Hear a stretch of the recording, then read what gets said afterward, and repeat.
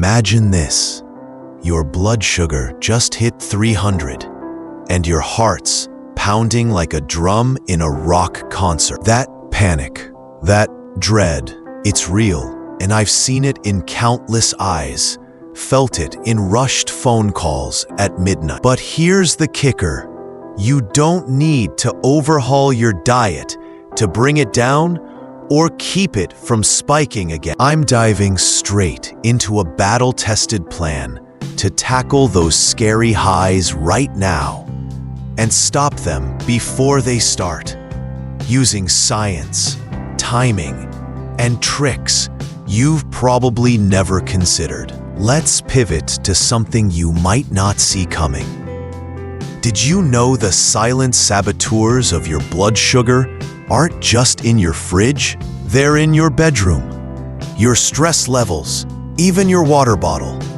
I'm talking about sleep, or the lack of it, jacking up insulin resistance by a staggering 33%. Think about that late-night scroll on your phone, cutting your rest to under 6 hours, or stress spiking your levels faster than a candy bar without a single bite. And hydration? I've watched folks drop their numbers dramatically just by sipping enough water.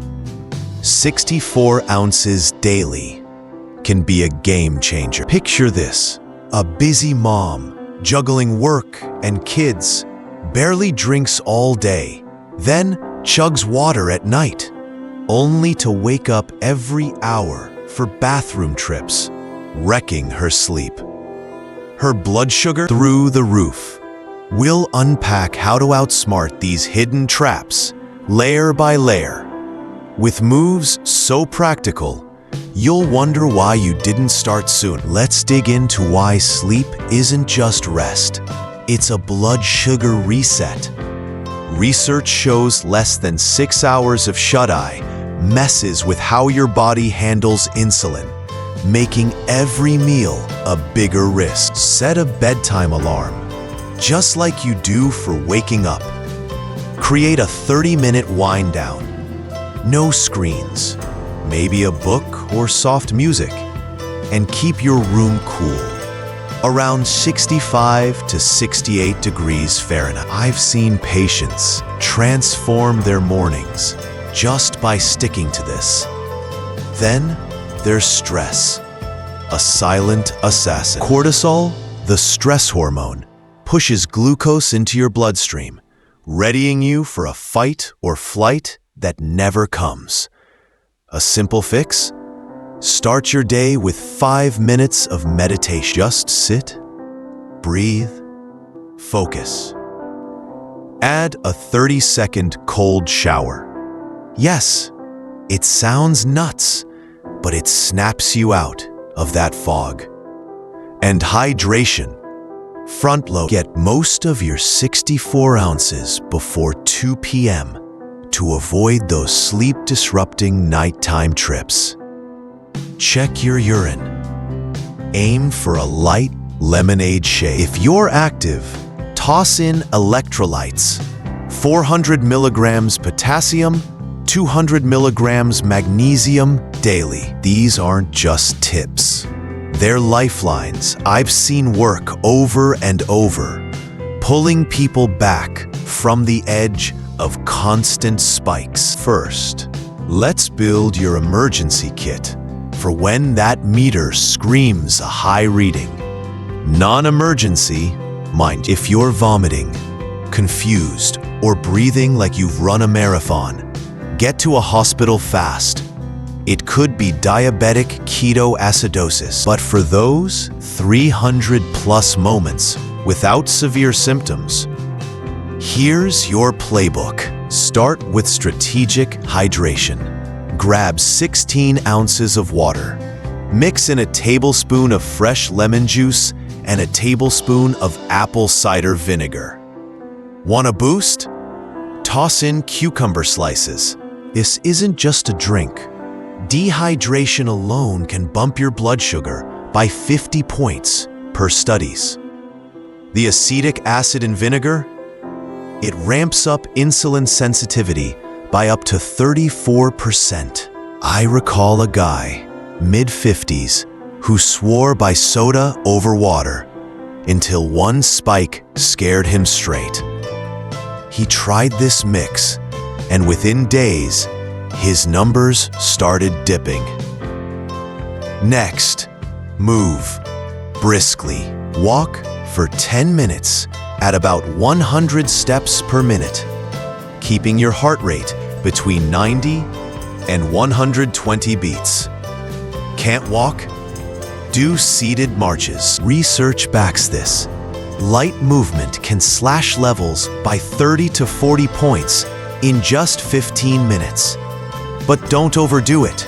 Sprinting can backfire, raising your sugar temporarily. Then, breathe with purpose using the 4-7-8 method.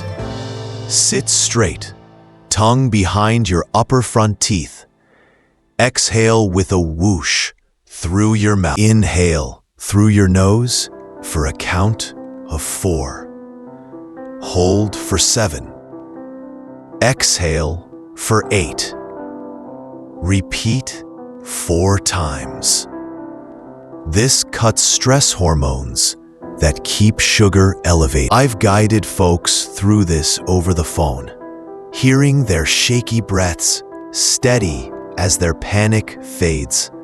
Now, prevention's the real prize. Timing trumps everything. When you eat can matter more than what's on your plate. Largest meal before 3 p.m. Space meals 4 to 5 hours apart. No food 3 hours before bed. Picture a working dad snacking at 10 p.m. after a late shift, waking up with numbers he can't explain. We shifted his last bite to 7 p.m., and his fasting glucose dropped 20 points in a week. Plate-wise, go half non-starchy veggies. Think 2 cups of broccoli or spinach. A quarter lean protein, 4 to 6 ounces, like grilled chicken.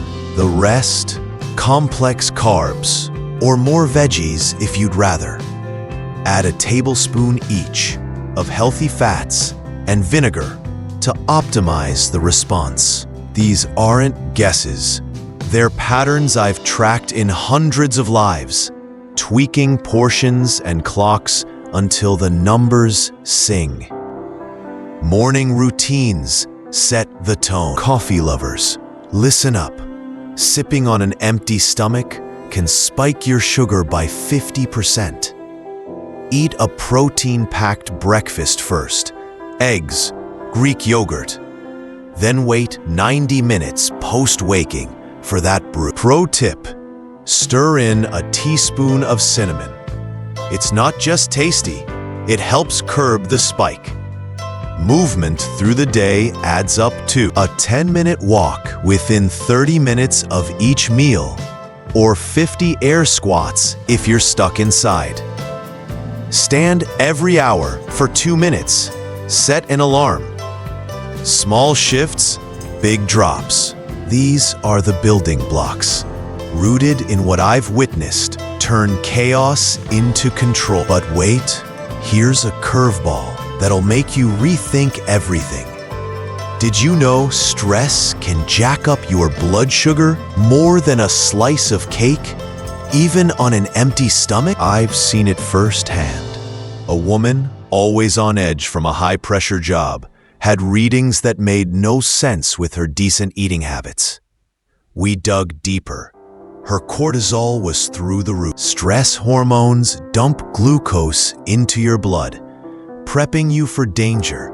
That's just a deadline, not a tiger. So, we built a protocol. Start mornings with 5 minutes of breathing.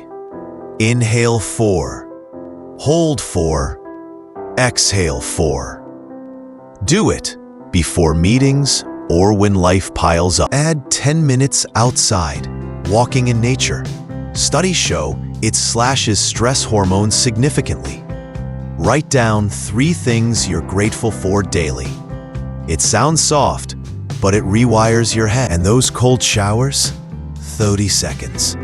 She laughed at me when I suggested it, but after a week, she called back, buzzing with energy. Her numbers stabilized. Stress isn't just mental. It's a chemical war on your body. I've watched people ignore it, focusing only on food, only to crash harder. Another case, a guy in his 40s, single dad, barely sleeping, stressed over bills. His blood sugar was a roller coaster. We carved out a 30-minute wind down before bed. No gadgets, just dim lights and a notebook for worries. Added brief nature walks on weekends. Within a month, his fasting levels dropped from 140 to 105. These aren't one-offs. They're proof stress is a beast you can tame with tiny, deliberate moves. Let's layer on more. Sleep's non-negotiable.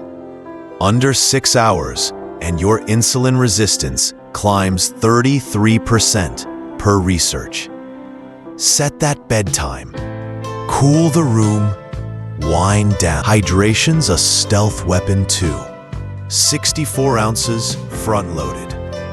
I've seen a retiree, active but dehydrated, cut his spikes by half just by timing his water right. These pieces fit together, not as chores, but as armor against the chaos of high readings. Now let's hit the peak of this fight. Transforming your blood sugar isn't about quick fixes. It's a lifestyle war, one with consistency and precision. Let's break down the ultimate arsenal. Morning sets the stage. Protein first breakfast. Coffee 90 minutes later with cinnamon. I had a patient, a truck driver, hooked on early black coffee. Spikes every dawn. Switched to eggs first. Cinnamon in his brew. His post-meal readings fell under 140 for the first time in years. Movement's your secret weapon. Post-meal, 10-minute walks, standing hours. Studies show these micro moves compound, shaving off points daily. A teacher I worked with, desk-bound, started air squats between classes. Her weekly average dropped 25 points. Hydration's non-negotiable. 64 ounces. Light lemonade urine as your gauge. Add electrolytes if you're sweating. 400 milligrams potassium. 200 milligrams magnesium. I've seen athletes miss this, wondering why their numbers won't budge. Sleep's your foundation. 6 hours minimum. Cool room, routine. A night owl up till 2 a.m. shifted to 11 p.m. with a no-screen rule. His fasting glucose went from 130 to 95 in 3 weeks. Stress management seals daily meditation, gratitude, nature, breathing. Inhale 4, hold 7, exhale 8 when panic hits. A corporate exec, frazzled, adopted this. Her stress rating dropped from 8 to 4 on a 10 scale. Blood sugar following suit. Meal timing's the glue. Biggest before 3 p.m. Nothing post 9 p.m. Plate balance. Half veggies, quarter protein, quarter carbs, vinegar splash. Power pairs like cinnamon and yogurt amplify it. A teaspoon daily, cut one-man spikes noticeably. Track it all, fasting glucose at the same time daily, aiming for 80 to 100 milligrams per deciliter. Post-meal, under 140. Weekly, log sleep, stress steps. Monthly, check trends in energy, body changes. I've watched a grandmother do this religiously. Her medication needs halved in 6 months. This isn't theory.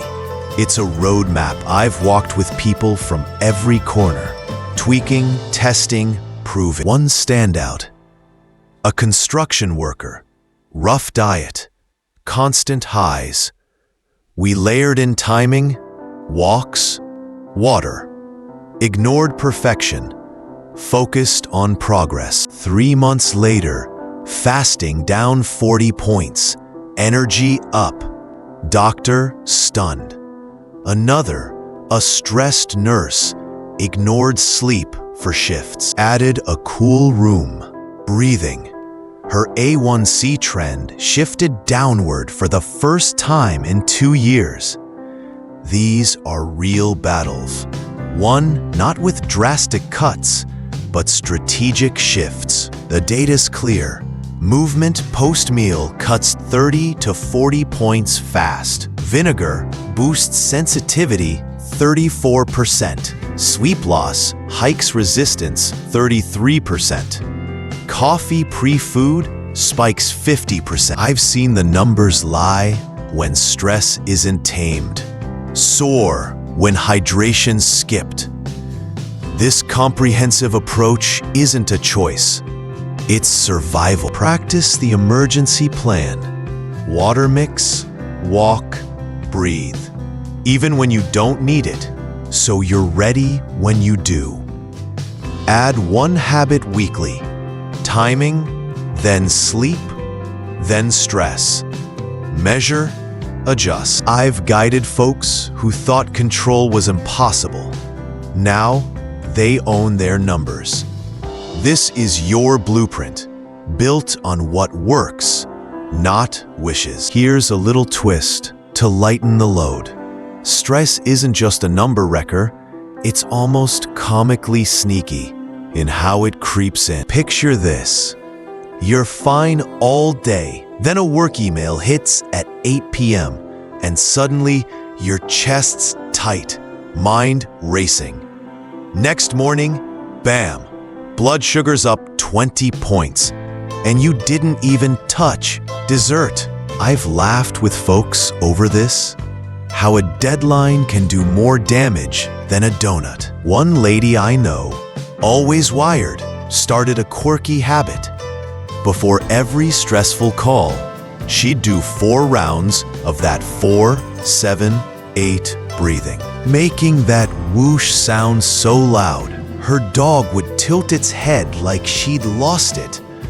First time she tried it, she giggled through the exhale, but her heart rate dropped, and so did her next reading. It's almost absurd how something so small flips the script. I've seen others stumble into funny fixes, like a guy who took my cold shower tip too literally, blasting ice water for a full minute, yelping loud enough to wake the neighbors, only to admit later he felt invincible after. His stress score plummeted, and nature walks.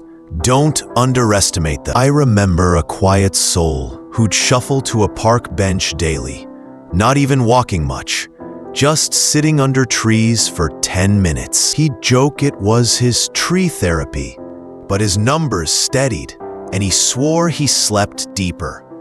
These aren't just cute stories. They're proof your body listens when you give it a break. Stress is a thief, stealing stability. But you can outwit it with tricks that stick. Another moment that sticks with me. A busy parent, always on, started writing 3 gratitude notes daily. First day, she wrote about her kid's messy but joyful art project. She teared up reading it back, stress melting a bit. Over weeks, her daily ratings eased, and her glucose followed. I've seen humor and heart cut through the grind. Folks laughing at their own stubbornness, like refusing water till a spike scared them, then chugging like it's a sport. One man dubbed his hydration mix Spike Killer Juice, smirking every sip. But his consistency paid off. Readings down 15 points steady. These light moments remind you, this fight's heavy, but you don't have to carry it humorless. It's about finding your odd little rituals, be it a silly breathing noise or a park bench, that ground you. I've watched enough battles to know laughter or a quiet win can recharge you for the long haul. So steal a chuckle where you can. It's medicine too. Wrapping this up, managing blood sugar isn't about dodging highs or lows in a vacuum. It's crafting a life that holds steady with smart timing, movement, sleep, hydration, and stress tricks. You've got the tools. Emergency hydration and walks, meal clocks, morning tweaks, stress breaths, all backed by hard numbers and real turnarounds. Take control now. Layer in one change at a time. Track those readings. Aim for 80 to 100 fasting, under 140 post-meal. If you found these strategies hit home and want more hard-hitting tips to own your health, hit that like button and subscribe. Your support keeps me sharing. Let's keep this real. Drop a comment with the one tip, be it a walk or a weird breathing whoosh, that you're trying first. I'm all ears for what clicks with you. And hurry. Content like this can vanish. So stick with our crew for the next round.